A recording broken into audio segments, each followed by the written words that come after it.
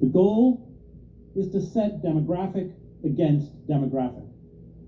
The stoking of antagonism is not, however, news.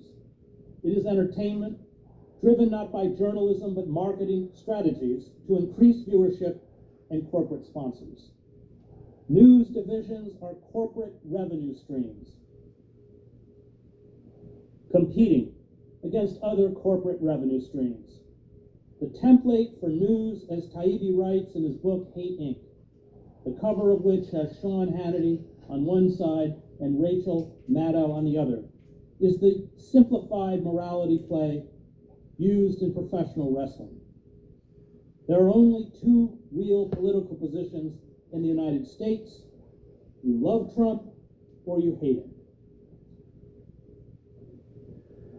But voting for Biden and the Democratic Party means you do vote for something.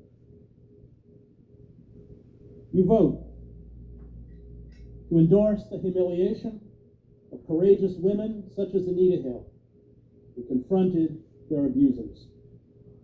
You vote for the architects of the endless wars in the Middle East.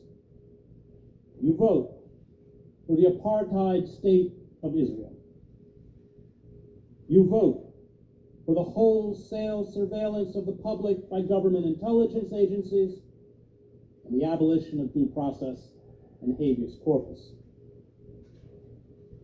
You vote for austerity programs, including the destruction of welfare and cuts to Social Security. You vote for NAFTA, free trade deals, deindustrialization, a real decline in wages, the loss of hundreds of thousands of manufacturing jobs, and the offshoring of those jobs to underpaid workers who toil in sweatshops in countries such as Mexico, China, or Vietnam.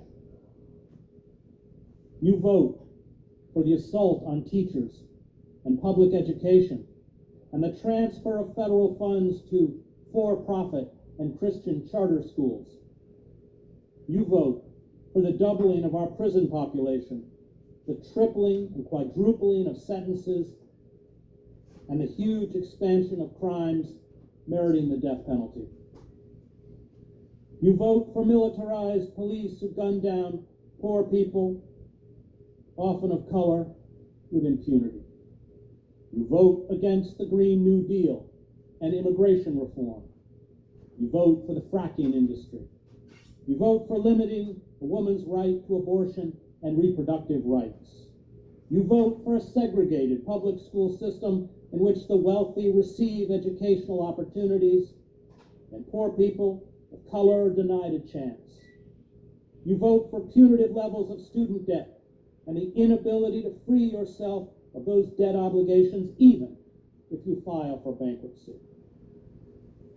You vote for deregulating the banking industry and the abolition of Glass-Steagall.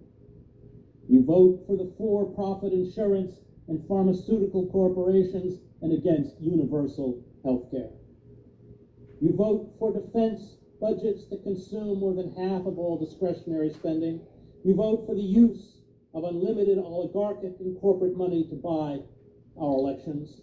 You vote for a politician who, during his time in the Senate, abjectly served the interests of MBNA, one of the largest independent credit card companies in the world, headquartered in Delaware, which also employed Biden's son, Hunter. Biden was one of the principal architects of the wars in the Middle East, where we have squandered upwards of $7 trillion and destroyed or extinguished the lives of millions of people. He is responsible for far more suffering and death at home and abroad than Trump.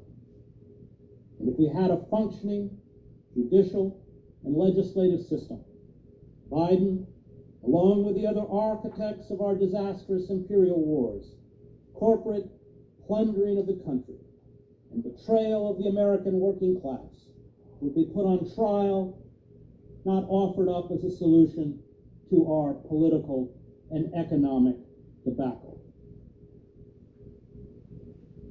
The Democrats and their liberal apologists adopt tolerant positions on issues regarding race, religion, immigration, women's rights, and sexual identity, and pretend this is politics.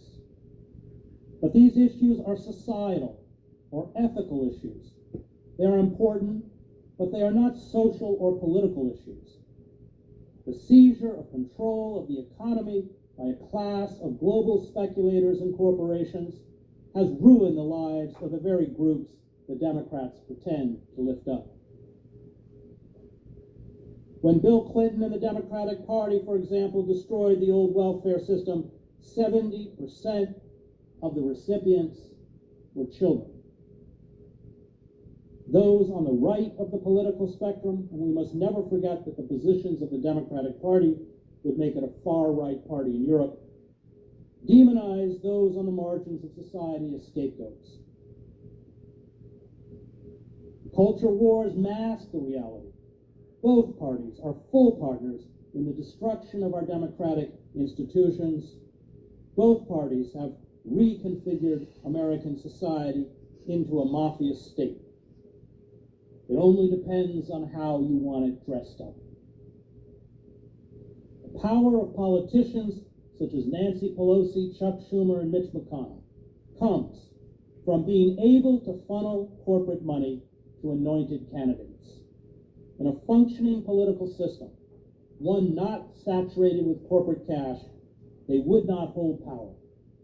They have transformed what the Roman philosopher Cicero called a commonwealth, a res publica, a public thing, or the property of a people, into an instrument of pillage and repression on behalf of a global corporate oligarchy.